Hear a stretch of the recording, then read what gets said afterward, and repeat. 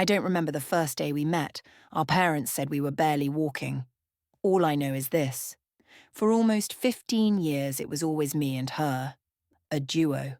Two halves of one troublemaking, dream-chasing, inseparable pair. She was the loud one, the kind of kid who could turn a boring afternoon into an adventure. I was the quiet one, the thinker, the planner, the one making sure we didn't get grounded for life. But together, we were unstoppable. We made pinky promises under the big mango tree behind my house. We wrote our names on the same notebook.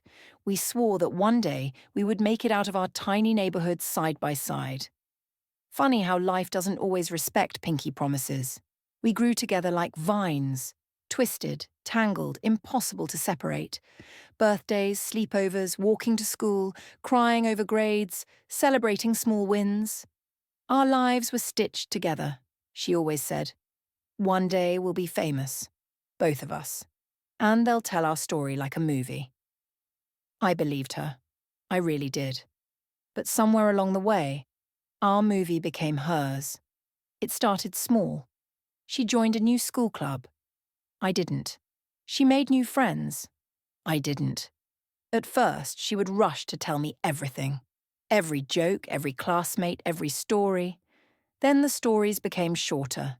The calls became less frequent. The messages turned into one-word replies.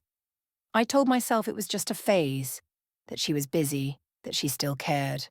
But deep down, I felt the gap growing between us like a crack in the foundation we built as kids. One day she said, "You don't understand my world anymore." I laughed nervously. "What world? We've lived the same life." She didn't laugh back. That was the first time I realized I was losing her. She always had talent, confidence, ambition. It wasn't surprising when one of her videos went viral. Just like that, she was everywhere. Online, on posters, on people's stories, brand deals, events, interviews. Her world expanded overnight, and I was just watching it happen. I was proud. I was genuinely proud. She was my best friend. But pride can hurt too, especially when the person you're proud of starts to look at you like you're holding them back. She started hanging out with people who dressed better, spoke better, lived better. People she said were aligned with her goals, people who weren't me.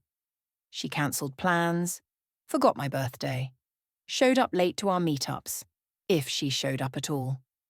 And every time, she had a new excuse. My schedule is crazy. I'm building my brand. You wouldn't get it. But the worst one was, we've outgrown each other. She said it so casually as if our entire childhood was something she just misplaced. The night it all shattered was the night she held her biggest event. She invited everyone, influencers, celebrities, sponsors, everyone except me. I found out because someone tagged her in a video.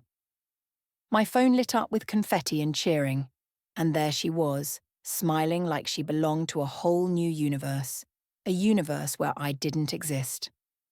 I sent her a message. "Congratulations, I'm happy for you. Wish I could have been there." She replied with a single sentence that burned through my chest. "I didn't invite you because I don't want people from my old life around tonight." Old life. That's what I had become. A past version. A childhood memory. A piece of her she didn't want anyone to see.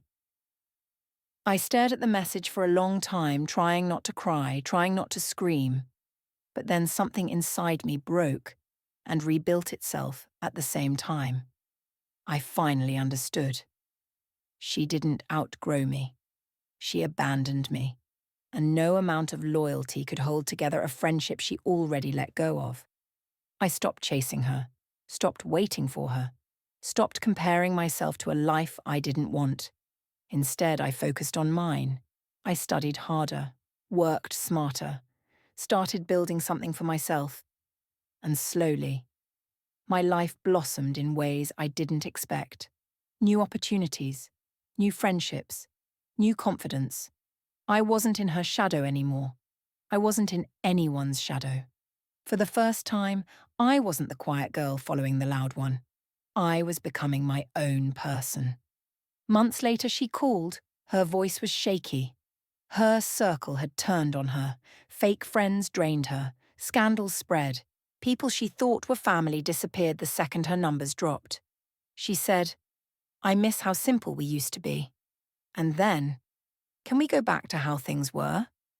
I thought about the little girls under the mango tree, the pinky promises, the memories. But I also remembered the message. I don't want people from my old life around tonight. So I told her gently, "I didn't outgrow you. You walked away from me. And I learned to walk on my own." She cried. I didn't. Because sometimes you have to let people face the world they chose. Some friendships don't end with a fight. They end with silence, distance, a slow unraveling. And sometimes the person you thought would grow beside you was only meant to grow away from you. But that's okay, because losing someone can be the very thing that helps you find yourself. And trust me, the person I became after she left was someone I never want to lose again. Have you ever had a friend who suddenly changed?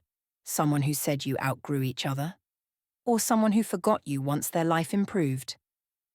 Tell me in the comments, did you stay? Or did you walk away? And if this story felt familiar, hit that subscribe button so you never miss the next story. Your experience might be the next one I tell.